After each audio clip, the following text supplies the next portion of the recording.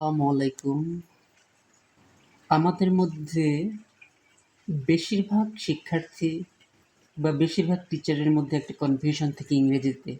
সেটা হচ্ছে কখন আমরা নো, এন-ও নো এবং কখন আমরা এন-ও-টি নট ব্যবহার করব। এই বিষয়টা আজকে আমরা সলভ করার চেষ্টা করব এখানে।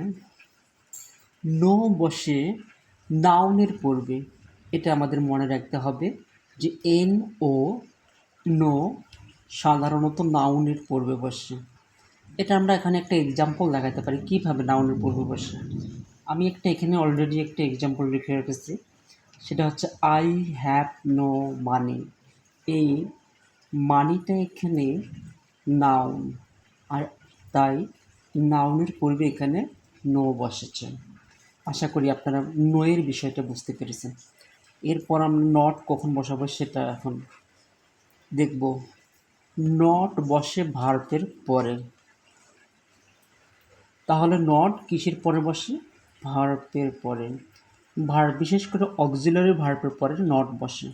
আমরা একটা এক্সাম্পলের মাধ্যমে এটা আমরা ক্লিয়ার করব। সেটা হচ্ছে he is not at home. এখানে আমাদের মনে রাখতে, আমরা অলরেডি সবাই জানি যে ইজ একটা অক্সিলারি ভার্ব এবং তাই এরপরে কি বসেছে? নট বসেছে। আশা করি আপনারা বুঝতে পেরেছেন। আপনাদের সবাইকে ধন্যবাদ।